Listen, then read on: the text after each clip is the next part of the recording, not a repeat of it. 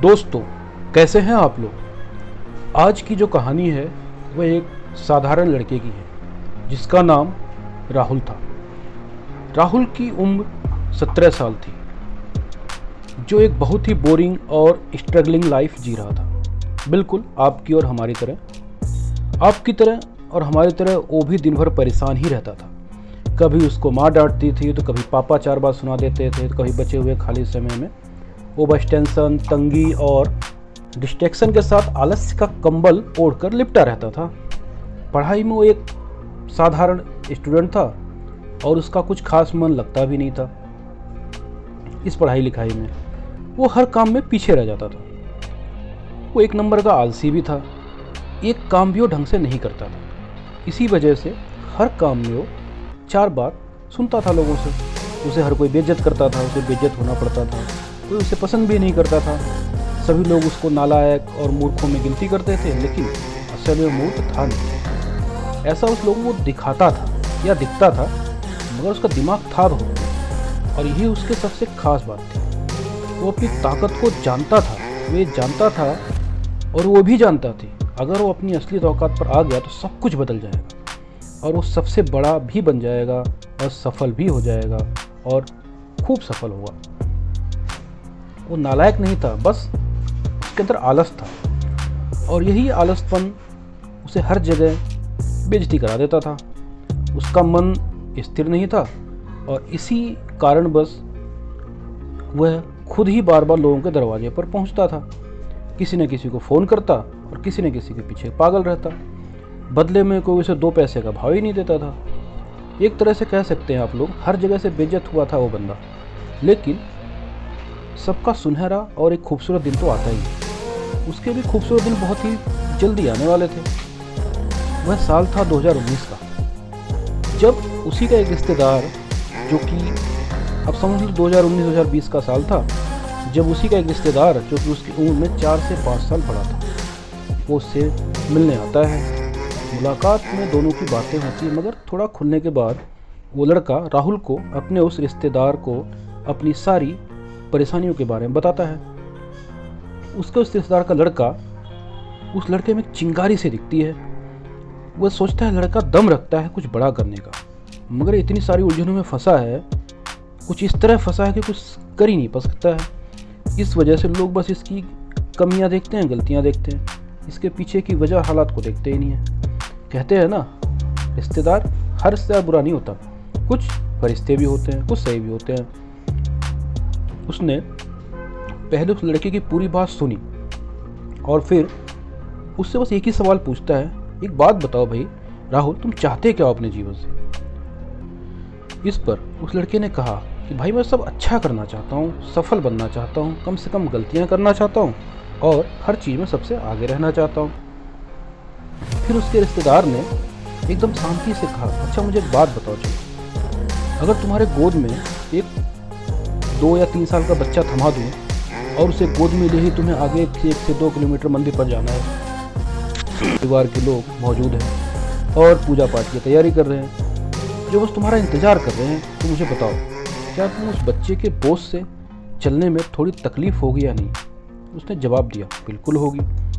इसके बाद उसने कहा, उस बच्चे ने अपने हाथ में 3-4 समझ लो 3-4-10 खिलौने भी लिए हैं, जिसका वजन कुल मिलाकर कम से कम आधा 1-2 किलो तो होगा ही। तो क्या इससे समस्या थोड़ी और नहीं बढ़ जाएगी। वो लड़का कहता, हाँ जी बिल्कुल बढ़ेगी। इसके बाद उसने कहा, तुम नंगे पांव बिना ये जाने मंदिर 1 किलोमीटर आगे है, मगर जाना किस दिशा में है, कहाँ से उसका रास्ता पता ही नहीं हो, तो बताओ तब तुम्हारी हालत क्या होगी। तो वो कहता है, मेरी हालत बहुत बुरी हो जाएगी। उस रिश्तेदार ने उससे फिर पूछा, इसके साथ अब तुम्हारे घर वाले फ़ोन करके तुम्हें कहते हैं भैया 2 किलो प्रसाद भी लेते ही हो, और उस समय तुम्हारा मंदिर में पहुंचना ज़्यादा वजन और भटकते मन के साथ और भी मुश्किल हो जाएगा। बताओ है कि नहीं, है ना। उस लड़के ने जवाब दिया, हाँ बिल्कुल है, बात तो सही है।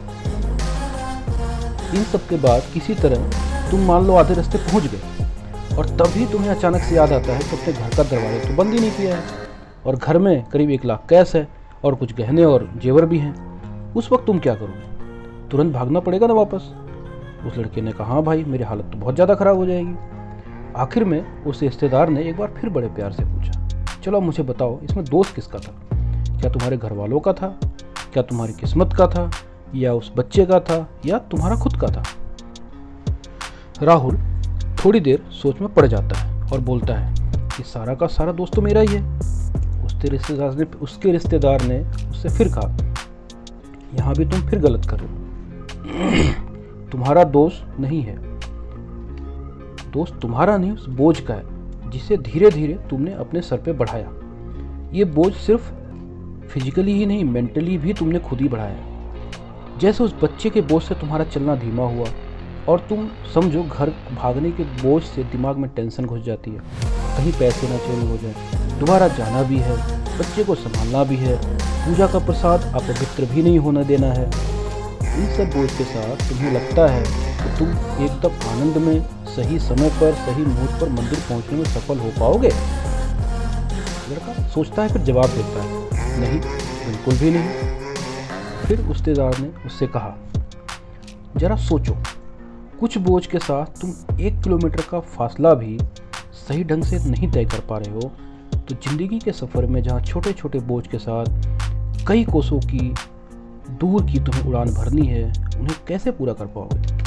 राहुल कहता है, छोटे छोटे बोझ का मतलब मैं समझा नहीं, ऐसे बोझ मेरी ज़िंदगी में कहाँ है? तो उस रिश्तेदार ने फिर उससे कहा, यह बोझ है, मैं तुम्हें बताता हूँ, समझो, बुरी आदतों का बोझ,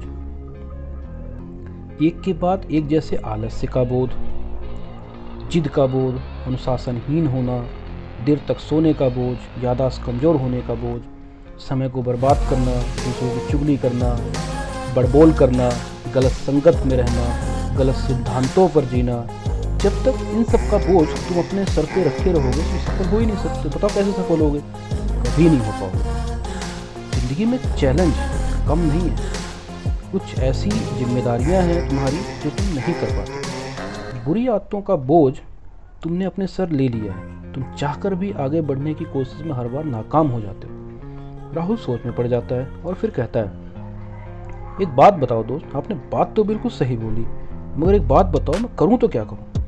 पढ़ने बैठता हूं, पढ़ने में मन ही नहीं लगता, काम करने जाऊं तो किसी काम में ध्यान नहीं रहता, सोचता हूं कल से कसरत करके अच्छा शरीर बनाऊंगा, मगर वो भी नहीं हो पाता है। बार बार मन में ख्याल आता है फ़ोन बंद कर दूं और सिर्फ अगले साल अपने करियर पर फोकस करूं, मगर अफसोस वो भी नहीं हो पाता।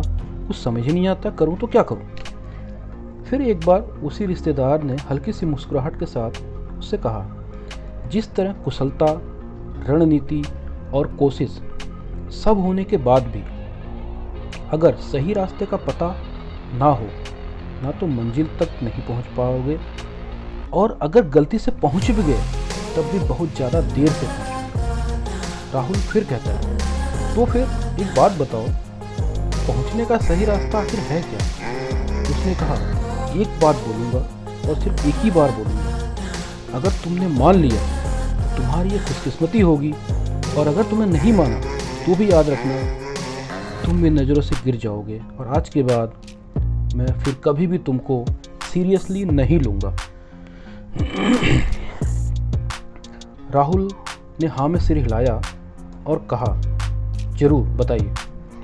उस रिश्तेदार ने कहा, मेरी एक बात मानो, अगले 6 महीने के लिए, ठीक है, अगले 6 महीने के लिए 180 से 190 दिन के लिए आज रात को शपथ लो, 190 दिन का चैलेंज लेना है, जिसमें आपको कोई पार्टी नहीं करनी है, कोई छुट्टी नहीं करनी है, खुद पर मेहनत करना छोड़ना नहीं, चाहे जो भी हो जाए, आगे बढ़ने से रुकना नहीं।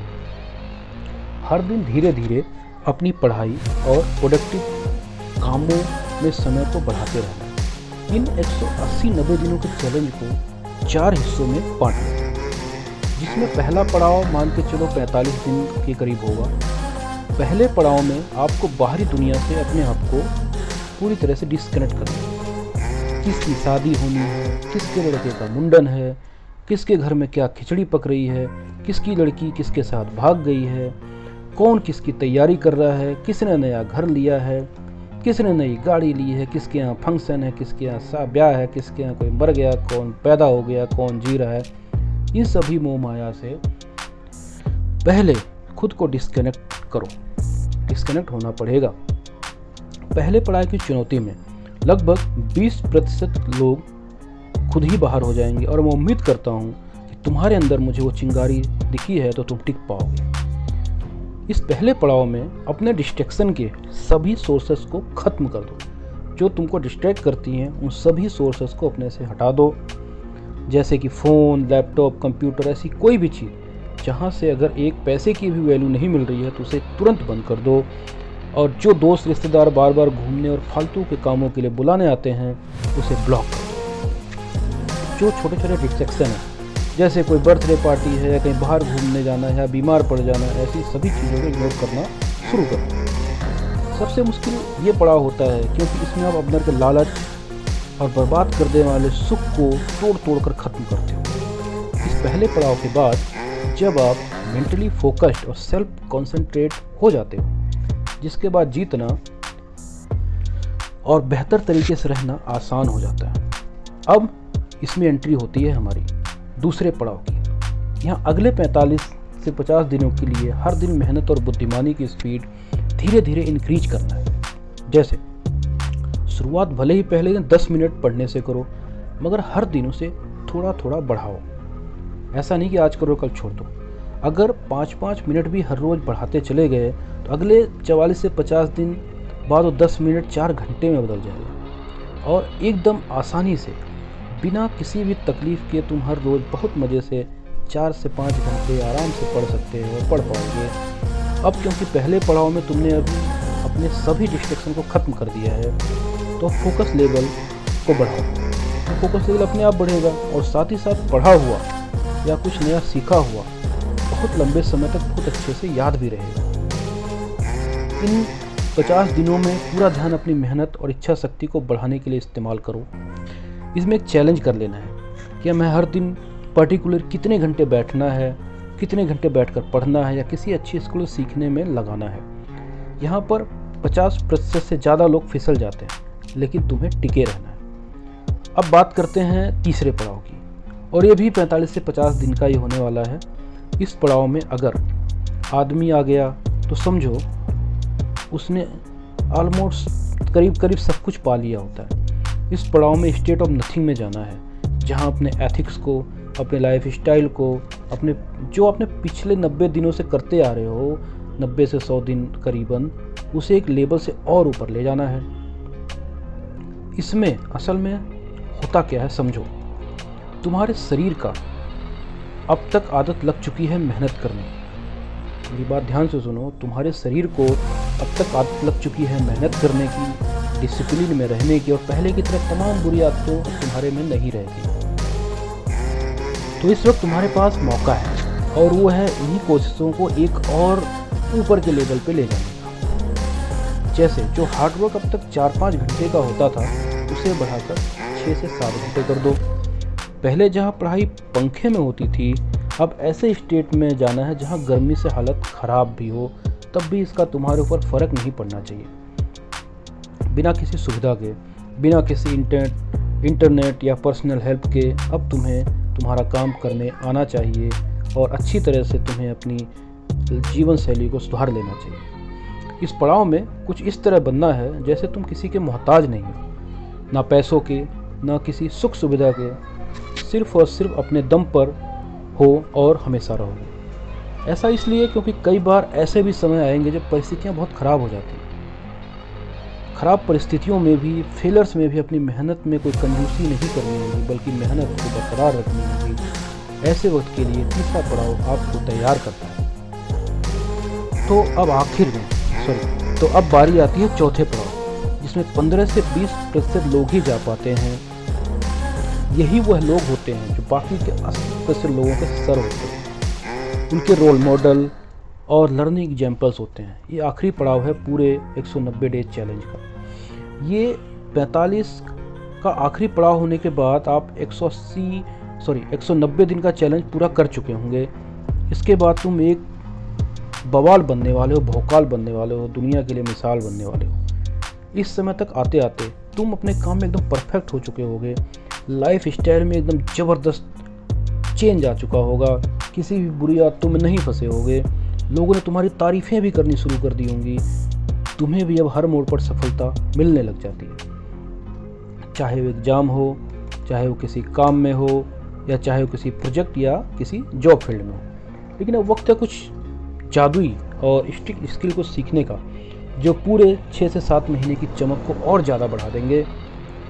मैजिकल स्किल्स से कहने का मेरा जैसे तुम कम्युनिकेशन और प्रेजेंटेशन सीख सकते हो, तुम मार्शल आर्ट सीखकर अपने बॉडी को वेल शेप्ड और दिमाग के फोकस को बढ़ा सकते हो, कोडिंग या एआई में स्पेशलाइज होकर अपने फ्यूचर सिक्योरिटी के लिए कई सारे और ऑप्शंस क्रिएट कर सकते हो। पहले के 3 पड़ाव के आते आते तुम दूसरों से बहुत आगे तो ऐसे ही आ चुके होगे। और जिस तरह हम सांस लेना, खाना खाना और सोना नहीं भूलते, क्योंकि हमेशा एक ही समय पर करते हैं, अगर ना करें तो शरीर याद दिला देता है कि भाई खाने का वक्त हो गया है, भाई सोने का वक्त हो गया है, भाई नहाने का वक्त हो गया है। ठीक उसी तरह 3 पड़ाव को पार कर लेने के बाद दिमाग और शरीर को उन्हीं चैलेंज और टास्क को करने की आदत सी लग जाती है। और इससे अच्छी बात और क्या हो सकती है कि अब मेहनत और काम करने में भी बहुत मज़ा आने लगता है।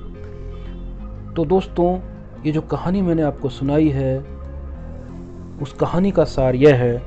सबसे पहली बात, ये कहानी बहुत ही एक सच्चे लड़के की कहानी है। आज वही लड़का राहुल रेलवे के अंदर एक बहुत ही अच्छी पोस्ट पर काम कर रहा है, जो उसने 2019 के 20 के बैच में एग्ज़ाम निकाला था। उसकी जानकारी में एग्जैक्ट तो नहीं है, बट खबर आती है उसके 1.5 लाख रुपये करीब सैलरी, उसकी ज़िंदगी अच्छी चल रही है।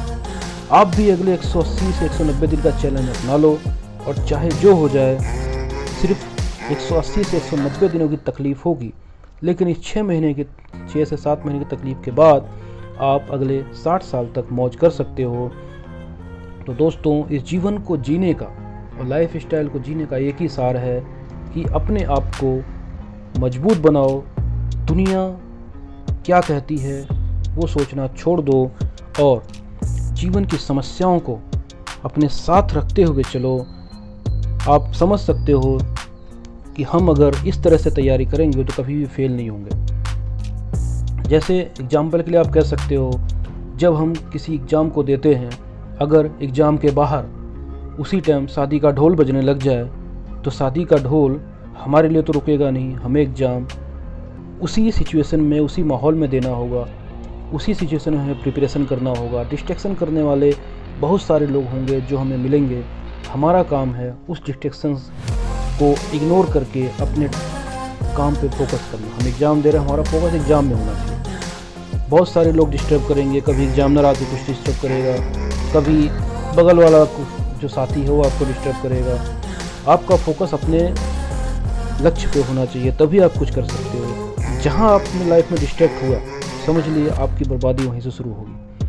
अगर आपको ज़िंदगी में सफल बनना है, अगर आपको कामयाब बनना है, तो एक ही गुरु मंत्र है इस लाइफ का, कभी भी डिस्ट्रैक्ट मत हो और अपने फोकस को सीधा रखो, अपने लक्ष्य को अपने सामने रखो और अपने लक्ष्य को फोकस करके कार्य करते रहो और अपने मन को स्थिर रखो। जिसका मन स्थिर हो गया, उसका लक्ष्य सीधा उसको दिखने लग जाता है और वह सीधा अपने लक्ष्य पर फोकस करता है और उस लक्ष्य को फोकस करके जीवन को अपनी स्थिति के अनुसार ढालता है और सफलता को अपने नीचे अपने कदमों पर रख सकता है। तो दोस्तों, यह कहानी समाप्त होती है। अगली कहानी में फिर मिलेंगे। धन्यवाद।